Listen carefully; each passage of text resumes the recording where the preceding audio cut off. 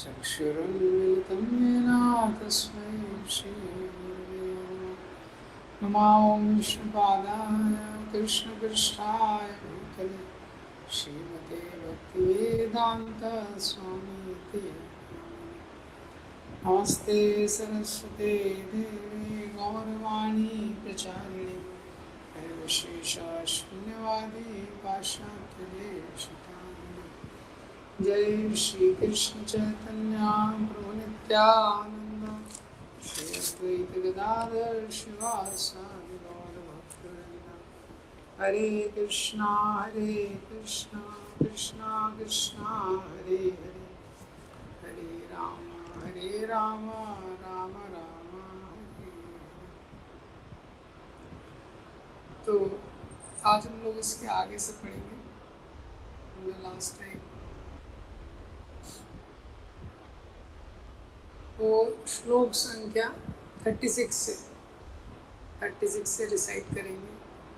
पापम एवं आश्रयेद अस्मान् हत्वा एतानाततायिना तस्मात् अर्हा वयं हन्तुं धातराष्ट्रं स्वबान्धवान् स्वजनं हि कथं हत्वा सुखिना श्याम माधव। यद्यपि न पश्यन्ति लोभोऽपहतचेतसा कुलक्षये कृतं दोषं मित्रद्रोहे च पातकम् कथं नागेयस्माभिः पापादस्मात् निवर्तितुं कुलक्षये कृतं दोषं प्रपश्यन्ति जनार्दन। कुलक्षये प्रणश्यन्ति कुलधर्माः सनातनः धर्मे नष्टे कुलं कृष्ण अधर्मो अभिभवत्युत। अधर्मविभवात् कृष्णा प्रदुष्यन्ति कुलाः स्त्रियः स्त्रीषु दुष्टाषु वार्ष्णेया जायते वर्णशङ्करः। शङ्करो नरकायैव कुलज्ञानं कुलस्य च पतन्ति पितरो येषां लुप्तपिण्डोदकक्रिया। दोषैरेते कुलज्ञानां वर्णसङ्करकारके उत्साजन्ते जातिधर्मा कुलधर्माश्च शाश्वतः। उत्सन्नकुलधर्माणां मनुष्याणां जनार्दन नरके नियतं वासो भवति अत्यनुशुश्रुमा।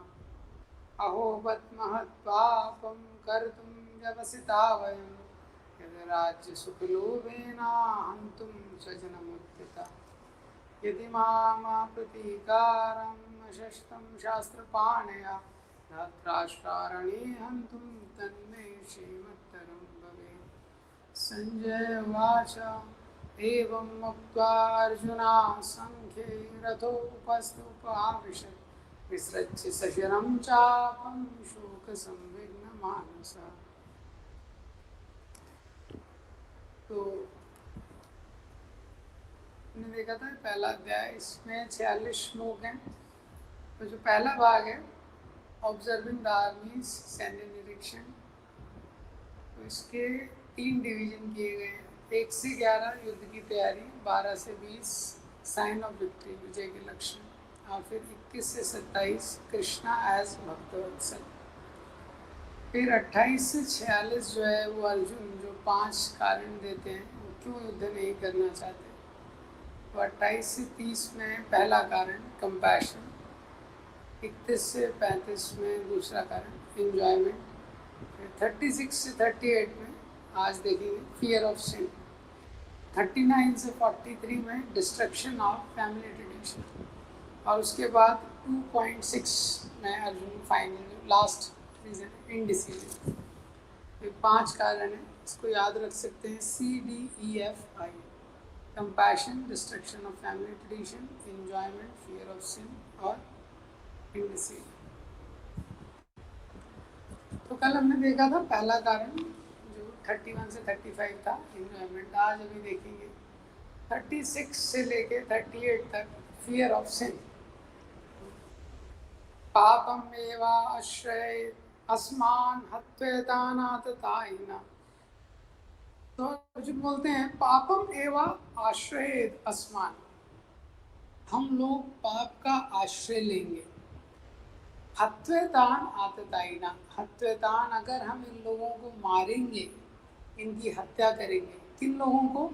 आततायिना, आततायी मतलब एग्रेसर्स, इंग्लिश में क्या? एग्रेसर। इनको अगर हम मारेंगे तो हम पाप का आश्रय लेंगे। तस्मात, इसीलिए, देयरफॉर, नरहा वयम हंतुम, तस्माद नरहा वयम हंतुम, इसीलिए हमको इनको नहीं मारना चाहिए। इनको धात राष्ट्रन स्वबांधवा, धृतराष्ट्र के जो पुत्र हैं और जो रिश्तेदार हैं, इनको हमको नहीं मारना चाहिए।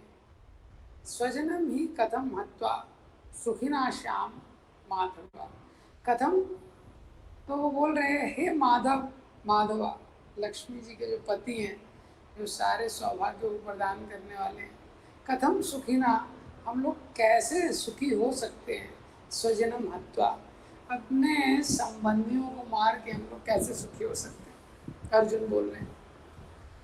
तो यहाँ पे बोल रहे हैं अर्जुन, पापम एवा श्रेयदस्मान, अगर हम इनको मारेंगे तो हम पाप का आश्रय लेंगे, मतलब हमको पाप लगेगा। जनरली साधारणतया जो आश्रय शब्द है वो सकारात्मक तरीके से उसका उपयोग होता है, लेकिन यहाँ पे अर्जुन बोल रहे हैं कि हमको पाप लगेगा। पाप का आश्रय लगेगा मतलब पाप का बर्डन हो जाएगा हमारे ऊपर। हत्यान आततायिना, और ये आतताइयों को हम मारेंगे। आतताई मतलब एग्रेसर्स। प्रभुपाद जी बताते हैं 6 तरह के आतताई होते हैं। प्रभुपाद जी ने तात्पर्य में भी उसके बारे में इंडिकेट किया है। तात्पर्य में लिखा है किसको आतताई बोलते हैं। तस्मात, इसीलिए हमको उनको नहीं मारना चाहिए, ये जो धृतराष्ट्र के पुत्र हैं। और स्वजनम ही कथम हत्वा, स्वजनों को मार के क्या होगा? हम उनको कैसे मार सकते हैं? अब यहाँ पे तीसरी बार ये स्वजन शब्द अर्जुन बार बार यूज कर रहे हैं, स्वजन। तो अभी क्या है, अपने संबंधियों को देख के अर्जुन की बुद्धि पूरी अपोजिट हो गई है।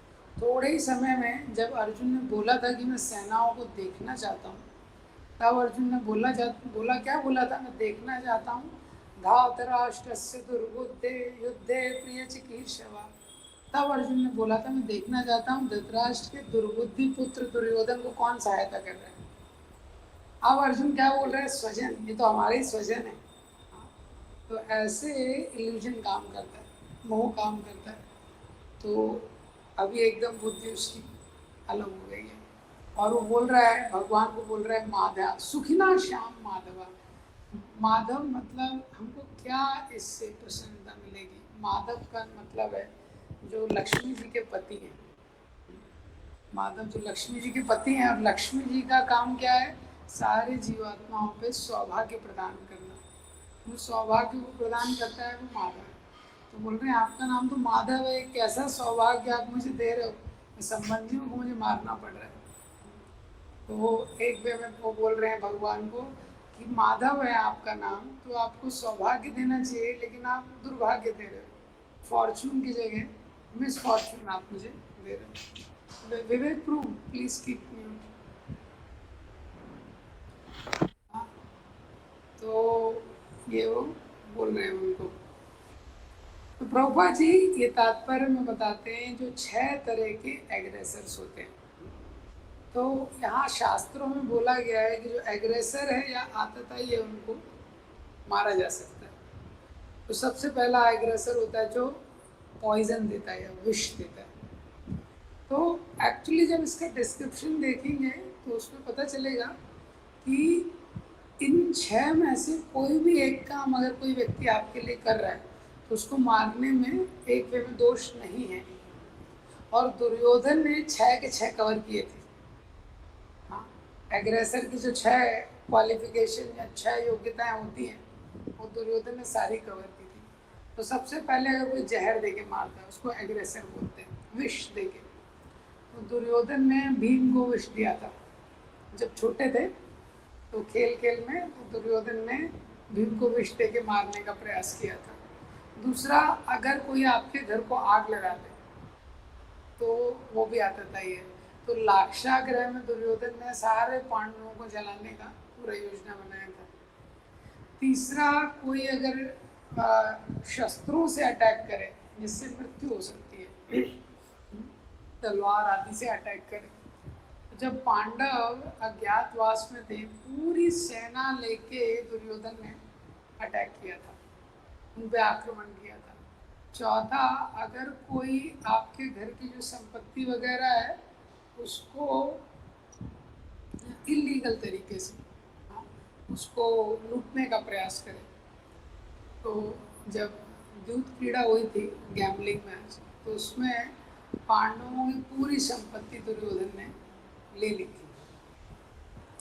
और अगर कोई ज़मीन, जो ज़मीन होती है वो दूसरे का ज़मीन पूरा ले ले, तो पांडवों का तो पूरा राज्य ले लिया था दुर्योधन ने। और तीसरा, छठवां है कि अगर कोई किसी की पत्नी का अपहरण कर ले तो उसको मारा जा सकता है। तो यहाँ पे तो दुशासन ने द्रौपदी का पूरा चीर हरण कर लीला है, तो दुर्योधन ने 6 के 6 किए थे। तो ऐसा कोई काम करता है तो उसको बहुत पाप लगता है। इन 6 में से कोई भी एक चीज़ करता है तो उसको बहुत पाप लगता है। और ऐसे व्यक्ति को या तो निकाल दिया जाता है, जैसे काला पानी होता है, एग्जाइल बोलते हैं जिसको, और या तो उसको मार दिया जाता है। और जो भी राजा है उसका कर्तव्य है ऐसे लोगों को मारना, क्योंकि अगर नहीं मारेगा तो उसको भी रिएक्शन लगेगा, क्योंकि राजा का काम है वो न्याय को देना, इस प्रकार से। तो लेकिन ये जो एग्रेसर हैं, ये जो आतताई है, बहुत विशेष है, क्योंकि ये एक ही कुल के हैं, एक ही कुल के हैं सब। आजकल तो एक ही कुल में बहुत कुछ हो जाता है, पहले के समय में लेकिन ऐसा नहीं होता था। इसलिए अर्जुन के मन में क्या है, बड़ा संशय है। अर्जुन बोल रहे हैं अरे ये तो मेरे स्वजन भी हैं, स्वजनों की रक्षा करनी चाहिए और आतताइयों को मारना चाहिए। अब दो चीज़ हो गई ना, इसलिए धर्म में बड़ा कंफ्यूजन हो जाता है। तो मैं क्या करूं, अगर इनको मारूंगा तो कुल धर्म का प्रॉब्लम आएगा, और अगर इनको नहीं मारूंगा तो फिर ये जो क्षत्रिय धर्म है उसमें समस्या आएगी। तो अर्जुन यहाँ पे सोचता है कि कुल धर्म ज़्यादा महत्वपूर्ण है। अर्जुन सोच रहा है कि कुल धर्म ज़्यादा महत्वपूर्ण है।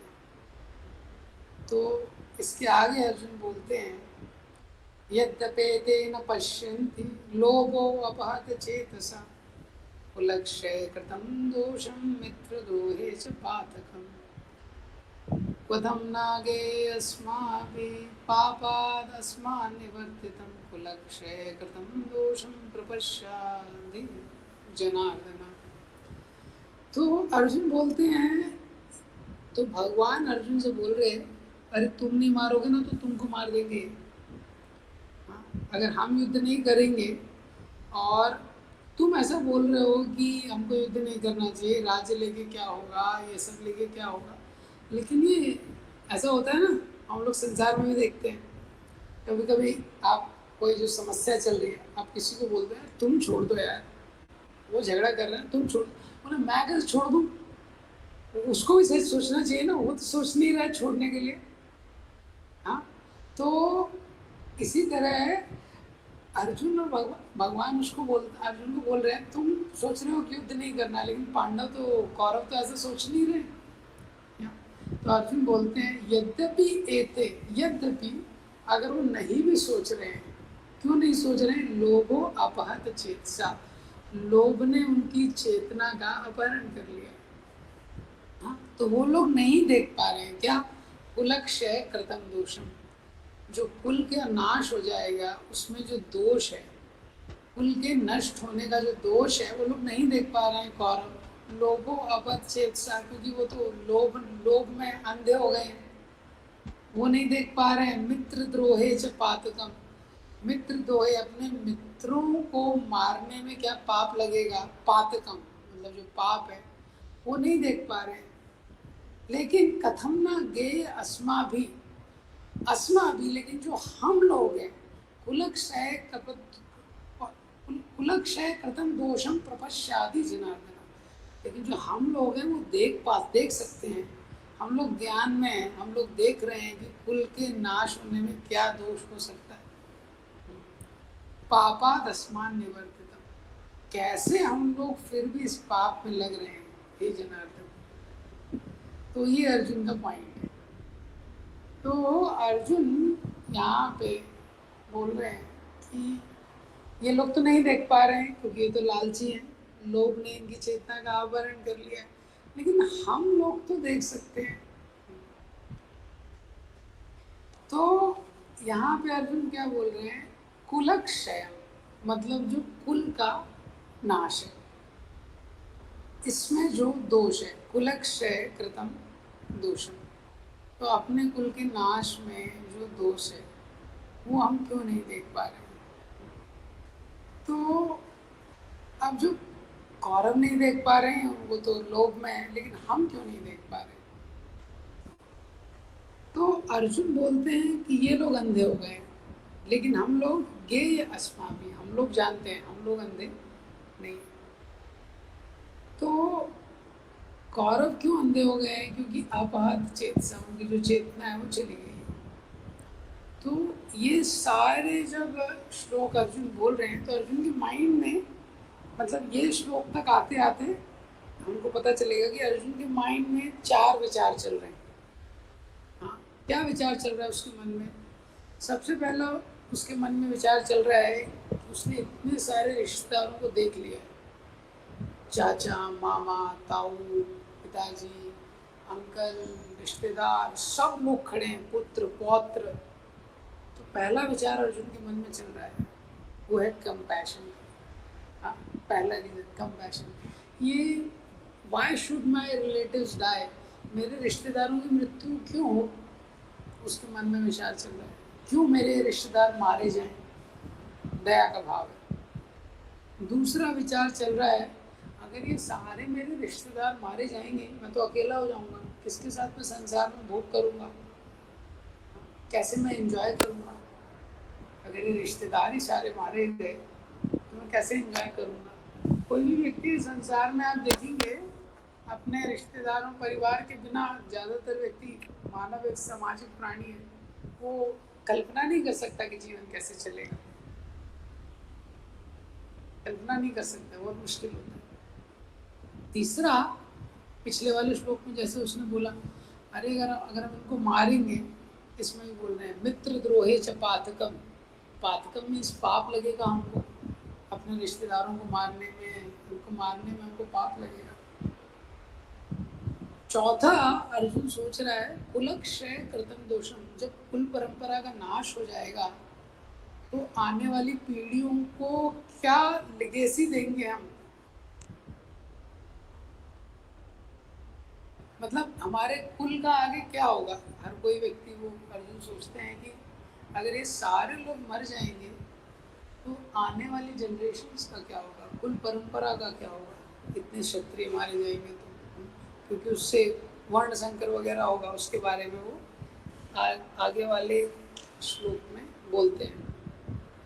कुलक्षय कृतम दोषम कुल धर्मा सनातना, धर्मे नष्टे कुलम कृष्णा अधर्मो अभिभवतुता। तो अर्जुन बोलते हैं कुलक्षय, क्षय मीन्स नाश होना, कुलक्षय जब कुल परंपरा का नाश हो जाएगा, सनातना कुल धर्मा, ये जो सनातन कुल धर्म है, प्रणश्यन्ति, ये नष्ट हो जाएगा, धर्म नष्टे, और जब धर्म का नाश होगा, कुलम कृष्णम, अधर्म अभिभवतुता, तो धर्म का जैसे ही नाश होगा तो अधर्म आ जाएगा, धर्म अधर्म बढ़ जाएगा। धर्म और अधर्म में बहुत बैलेंस हमेशा चलते रहता है, जैसे ही धर्म की ग्लानि होती है तो अधर्म बढ़ जाता है, धर्म वीक होता है तो अपने आप अधर्म बढ़ जाता है। तो इसीलिए धर्म का स्ट्रॉन्ग रहना बहुत इम्पोर्टेंट चीज़ है। और जो भी पहले राजा थे, नेता थे, जो भी नेता है, जो भी लीडर है, उसका सबसे पहला जिम्मेदारी है कि धर्म का पालन होना चाहिए। हम देखते हैं शास्त्रों में कि धर्म के लिए लोगों ने बहुत त्याग किया। शिव महाराज ने धर्म के लिए त्याग किया, हरिश्चंद्र ने धर्म के लिए त्याग किया। धर्म का पालन करने के लिए कोई भी नेता है, घर में पिता है, उसकी जिम्मेदारी क्या है, धर्म का पालन होना चाहिए। अब यहाँ पे अर्जुन बोल रहे हैं कुलक्षय प्रणश्यन्ति, तो जब कुल का नाश होगा, कुल धर्म सनातन, जो कुल धर्म है वो भी, उसका भी नाश हो जाएगा। लेकिन अर्जुन शब्द क्या यूज कर रहे हैं? सनातन। सनातन शब्द का अर्थ है जो शाश्वत रहता है।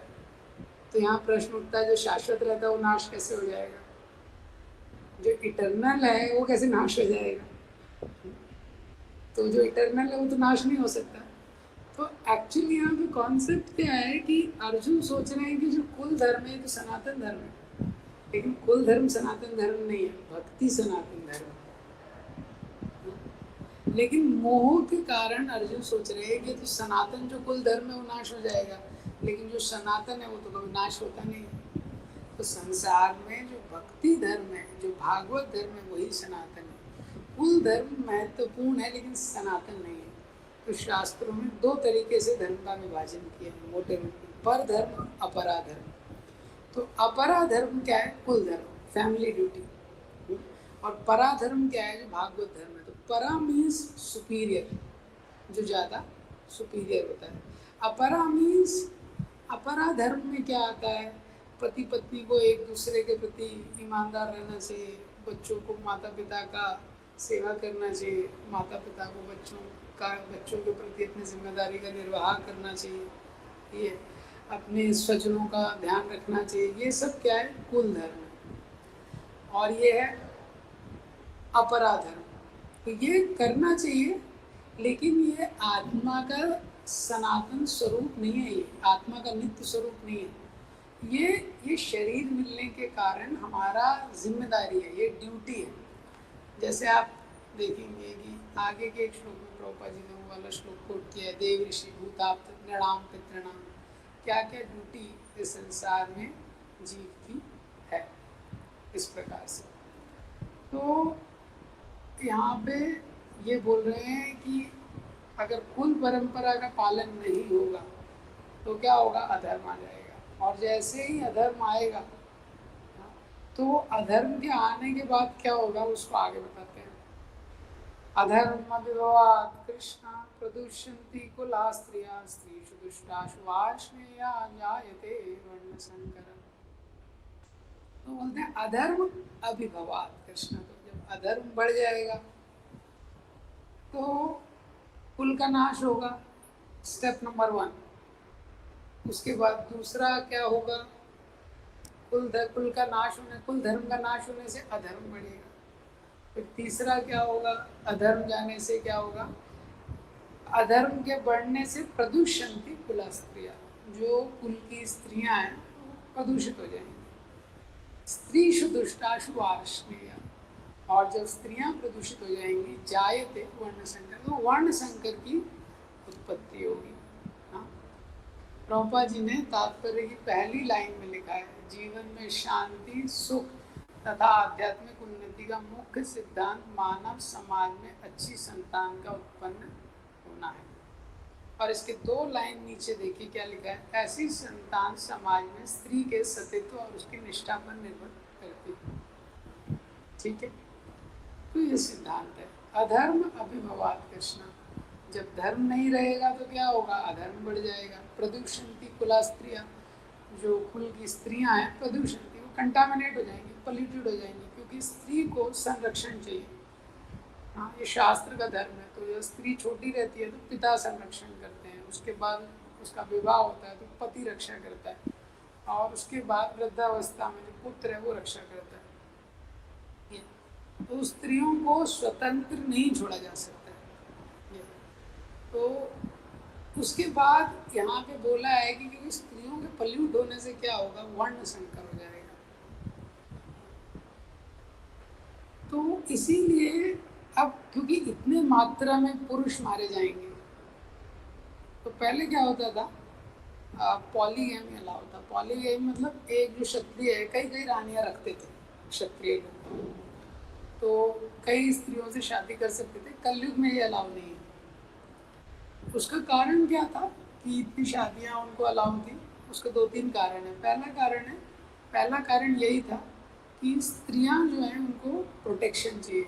स्त्रियों को इंडिपेंडेंट, स्वतंत्र नहीं छोड़ सकते शास्त्रों के अकॉर्डिंग। तो दूसरा कारण ये था कि हमेशा मेल पॉपुलेशन फीमेल पॉपुलेशन से कम रहती थी, जो पुरुष हैं वो स्त्रियों से कम रहते थे। शास्त्र का भी सिद्धांत है, एक सिद्धांत के रूप में, अगर पुत्र उत्पन्न करना है तो ज़्यादा पुण्य लगता है स्त्री को उत्पन्न करने से। मतलब जैसे अगर ये टेक्निकल पॉइंट, हाँ, अगर मेल चाइल्ड को क्या कहीं उत्पन्न होता है पुत्र, ज़्यादा पुण्य की आवश्यकता है। जैसे धतराष्ट्र के 100 पुत्र हुए, उसके लिए 50 जन्मों का उसको पुण्य लग गया। तो इसलिए पुरुष कम रहते थे, स्त्रियां ज़्यादा रहती थी, ये जनरल रहता था। अब पुरुष कम है, स्त्रियां ज़्यादा हैं, स्त्रियों को संरक्षण रखना आवश्यक है। तो इसीलिए राजाओं को बहुत सारे कुछ स्त्रियों से ज़्यादा, एक से ज़्यादा पत्नी रखना अलाउ था, वो उनका जिम्मेदारी लेते थे पूरा, ऐसा है। और स्त्रियां भी प्रोटेक्टेड रहती थी। तीसरा क्या होता था, वैदिक परंपरा है, वैदिक शास्त्र, वैदिक समय में भी कुछ लोग होते थे और रिनाउंस ऑर्डर में चले जाते थे। तो ऑलरेडी पुरुष कम है, स्त्रियां ज़्यादा हैं, और उसमें से कुछ लोग ब्रह्मचारी बन गए, सन्यासी बन गए, और काउंट कम हो गए रेशियो। तो इसीलिए भी ये अलाउ था। तो इससे क्या है, वर्ण संकर से बचा जाता था। अब इतने सारे इस युद्ध में पुरुष मारे जाएंगे, तो अर्जुन देख रहे हैं कि भविष्य में वर्ण संकर हो सकता है, क्योंकि पुरुष मारे जाएंगे, स्त्रियां बच जाएंगी। तो इस प्रकार से तो वर्ण संकर क्या होता है, तो वर्ण संकर ऐसा, ये बेसिकली क्या है, जब भी जो ग्रस्त धर्म है, ग्रस्त जीवन में स्त्री और पुरुष साथ में आते हैं संतान उत्पत्ति के लिए। तो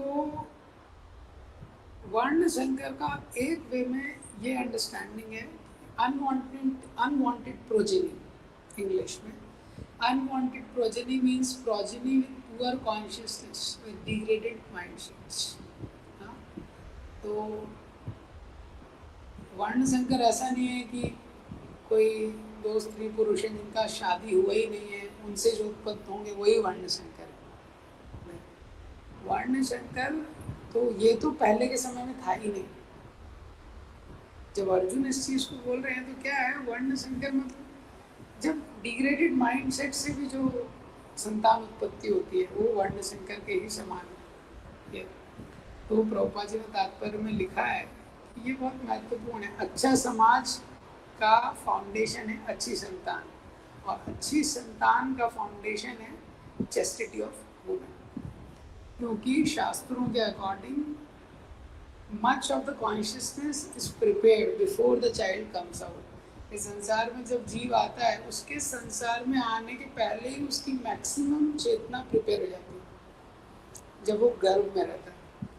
तो जब भी स्त्री और पुरुष सहयोग करते हैं तो उनकी जो चेतना है, वो चेतना है वो बच्चे में जाती है, जो भी संतान उत्पन्न होने वाली है। तो वो चेतना, और जब गर्भ में शिशु रहता है तब जो चेतना विकसित होती है, उसी का प्रोडक्ट वो चाइल्ड रहता है।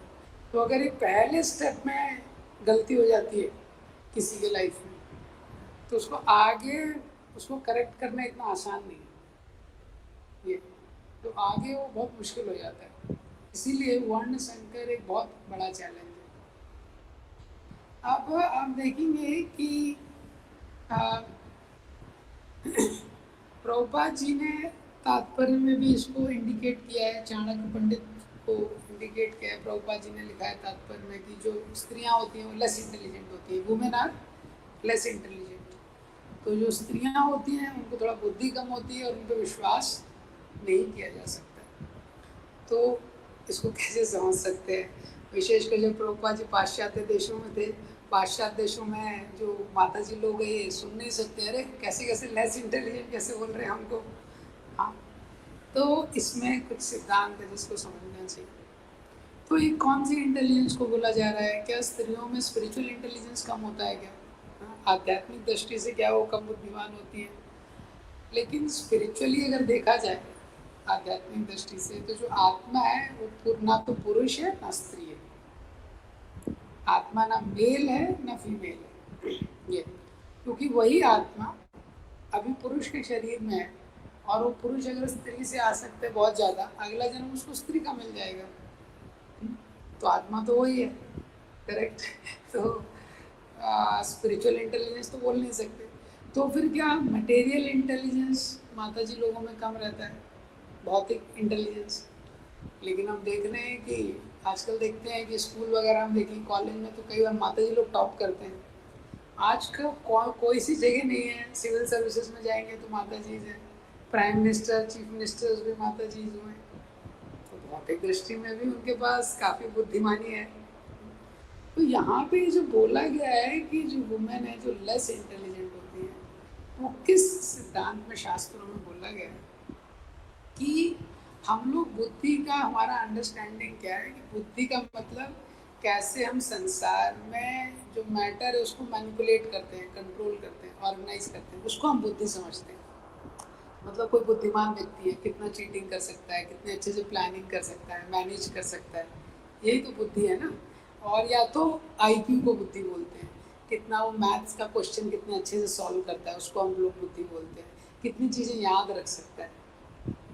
लेकिन यहाँ पे जो बोला जा रहा है कि जो स्त्रियाँ हैं वो कम बुद्धिमान हो जाती हैं, कम बुद्धिमान होती हैं, वो किस सेंस में बोला जा रहा है कि जीवन के सत्य को समझने में, जीवन का जो सत्य है, हम शरीर नहीं है, हम आत्मा है, हम शरीर नहीं है, हम आत्मा है, और जो आध्यात्मिक जीवन के सत्य हैं, इसको समझने में उनकी बुद्धि थोड़ा कम रहती है साधारणतया। हाँ, ये ऑलवेज नहीं बोल सकते, साधारणतया। स्त्रियों में भी बहुत बहुत महान स्त्रियाँ शास्त्रों में हुई हैं, द्रौपदी, तारा, कुंती, मंदोदरी, बहुत महान स्त्रियाँ हुई हैं। लेकिन साधारणतया स्त्री के शरीर में शरीर से ज़्यादा आइडेंटिफिकेशन रहता है, पुरुष की अपेक्षा स्त्री शरीर में उनका बॉडीली आइडेंटिफिकेशन ज़्यादा रहता है। इसलिए स्त्रियां आप देखेंगे वो ज़्यादा डेकोरेशन करेंगी, कपड़ा कैसा पहनना है ज़्यादा सोचेंगी, कैसा मैचिंग हो रहा है नहीं हो रहा है, लोग देख रहे हैं कि नहीं, ये स्त्री शरीर में ज़्यादा इस प्रकार की बुद्धि रहती है, जिसको बॉडीली आइडेंटिफिकेशन बोलते हैं। दूसरा क्या रहता है कि स्त्रियां ज़्यादा भावुक होती हैं, women are more sentimental than rational.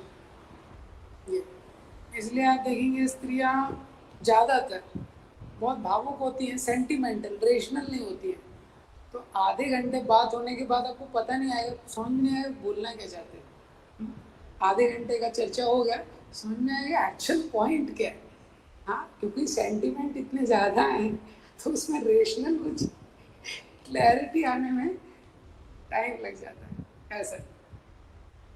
तो अभी इस चीज़ का लेकिन ध्यान रखिए, कोई भी माता जी लोग जब एक बार भक्ति में आ जाते हैं, उनके प्रति इस प्रकार का भाव नहीं रखना चाहिए, क्योंकि यही जो उनकी क्वालिटी है ये भक्ति में पॉजिटिव भी हो जाती है। तो जो सेंटिमेंटल रहती हैं वही सेंटिमेंट जब कृष्ण में लगा देते हैं वो, हाँ, तो पुरुष से भी बहुत ज़्यादा भक्ति में प्रगति कर सकती है, ऐसा ये हमको समझना चाहिए। और एक बार कोई माता जी भक्ति में आ गई तो उनका भी गलती से भी हमको अपमान नहीं करना चाहिए। प्रभुपाद जी के उसमें बहुत बड़े बड़े सन्यासियों का पतन हो गया, प्रभुपाद जी की जो वुमेन डिसाइपल्स का अपमान करके। तो एक बार कोई भक्ति में आ गया तब ये सारी चीज़ें अलग है। इसी तरह से एक बार प्रभुपाद जी ने बोला कि जो स्त्रियां हैं उनका दिमाग छोटा रहता है, ऐसा प्रभुपाद जी ने एक लेक्चर में बोल दिया ये। तो प्रभुपाद जी ने बोला है ये रिसर्च किया गया है कि जो स्त्रियां हैं उनका दिमाग छोटा रहता है, पुरुष का दिमाग बड़ा रहता है, ये। तो प्रभुपाद जी ने कहीं अपने कॉलेज के टाइम पे ये सुना था, हाँ। और यहाँ पे प्रभुपाद जी चाणक्य को कोट कर रहे हैं कि चाणक्य पंडित ऐसा बोलते हैं। तो देखिए, जब भी प्रभुपाद जी चाणक्य को कोट, चाणक्य कोई शास्त्र की अथॉरिटी नहीं है, चाणक्य कोई अवतार नहीं है, ये जो चाणक्य पंडित है ये एक इंटेलिजेंट पर्सन हुआ है जिसने कुछ मॉरल कोड्स दिए हैं, लेकिन ये शब्द प्रमाण नहीं है चाणक्य नीति। लेकिन आचार्य का, जैसे प्रभुपाद जी एक आचार्य हैं तो उनको पता है शास्त्र का सिद्धांत क्या है, और उसको प्रमाणित करने के लिए कभी वो इन सब चीज़ों का भी आश्रय ले सकते हैं, ऐसा। तो उस वे में कॉन्टेक्चुअली प्रभुपाद जी ने बोला है, हाँ। तो एक बार विशाखा माता जी जो है, विशाखा माता जी प्रभुपाद जी की शिष्य हुई हैं, उन्होंने बुक भी लिखी है हाँ 5 ईयर 11 मंथ्स ऐसे कुछ एक बुक लिखी है, बहुत सुंदर। प्रभुपाद जी के साथ उनके इंटरेक्शन।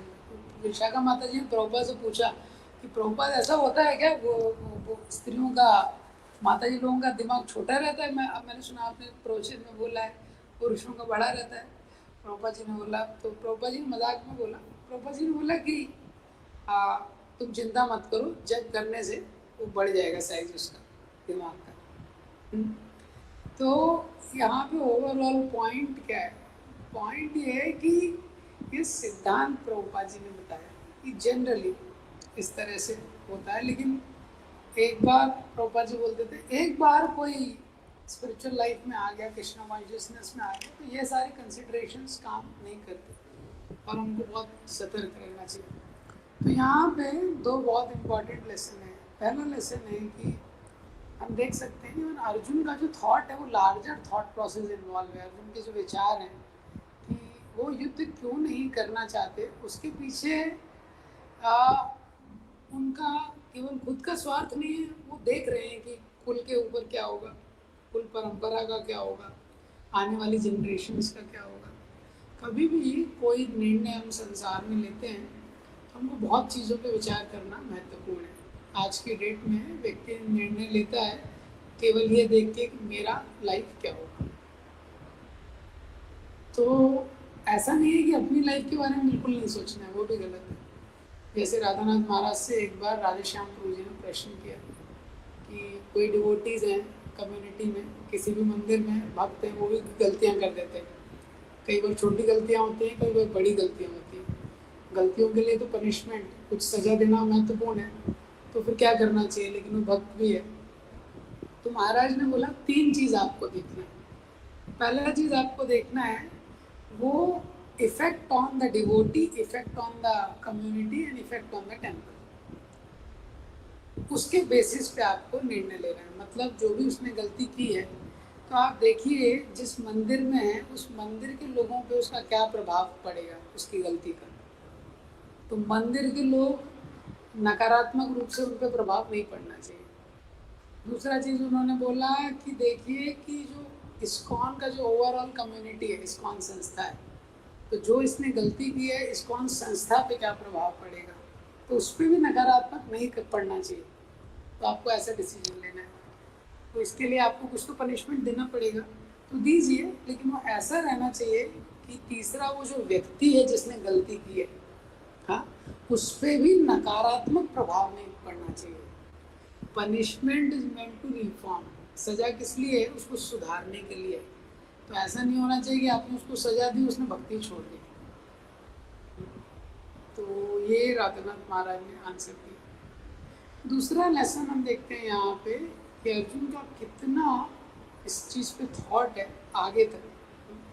तो कॉन्शियसनेस, चेतना का कितना बड़ा रोल है हमारे जीवन में। हाँ, पुरुष की चेतना क्या है, स्त्री की चेतना क्या है, हमारी चेतना का बाय प्रोडक्ट है सब कुछ। हाँ, ये पूरा समाज जो है ये चेतना का बाय प्रोडक्ट है। कैसी चेतना है, किस प्रकार का समाज है, वो आप कैसे समझ सकते हैं? आप देखिए लोगों की चेतना कैसी। अयोध्या, किष्किंधा और लंका, ये 3 संस्कृतियों का निरूपण। तो अयोध्या क्या है? आध्यात्मिक जगत की संस्कृति है वहाँ पे, क्योंकि प्रभु राम केंद्र में है और हर कोई उनकी सेवा करना चाहता है, उनको प्रसन्न करना चाहता है। और लंका जो है वो विकृति है, वहाँ संस्कृति नहीं है।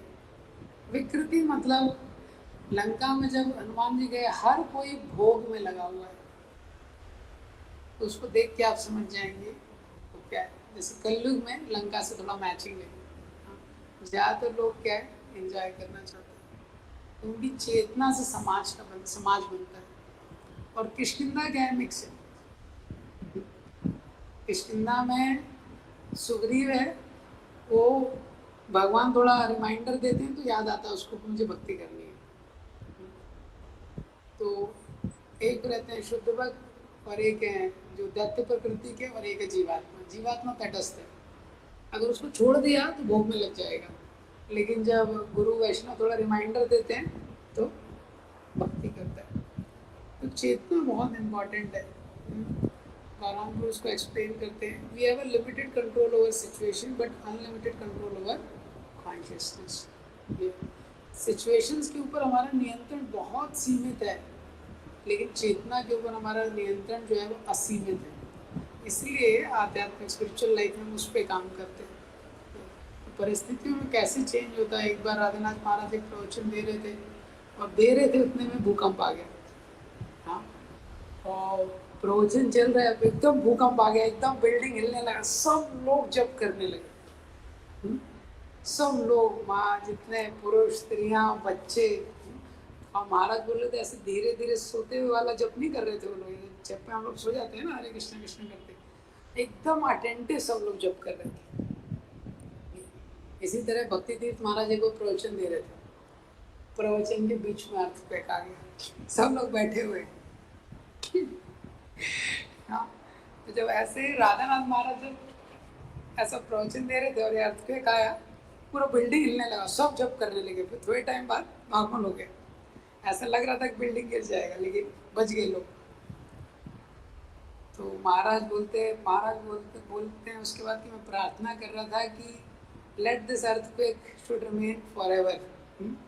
ये भूकंप मैं प्रार्थना कर रहा था कि हमेशा चलता रहे, क्योंकि इतना अटेंटिव कभी आप लोगों ने जब किया ही नहीं। हाँ, और कुछ ही दूर पे मंदिर से काफ़ी सारे बिल्डिंग्स गिर गए, हज़ारों लोगों की मृत्यु हो गई। अर्ली मॉर्निंग का समय था, मैक्सिमम लोग तो उस समय उठे भी नहीं रहते। तो जो स्त्रियां थी उन्होंने योजना बनाई थी कि कल क्या खाना बनाना है। बच्चे थे, उन्होंने योजना बनाई थी कि कल स्कूल में क्या पढ़ना है, कल कैसे खेलना है। ये जो बिजनेसमैन थे उन्होंने योजना बनाई थी कल कैसे पैसा कमाना है। लेकिन सारी योजनाएं खत्म। और उसी भूकंप के कुछ समय बाद भुज में भूकंप आया, गुजरात में, जब हज़ारों लोग मर गए। उसके कुछ समय बाद सुनामी आया। तो वो इस प्रकार से भौतिक जगत में स्थितियों पे नियंत्रण नहीं, लेकिन कॉन्शियसनेस पे हमारा कंट्रोल है। हम कर सकते हैं। तो इसके आगे का हम लोग कल देखेंगे। ग्रंथराज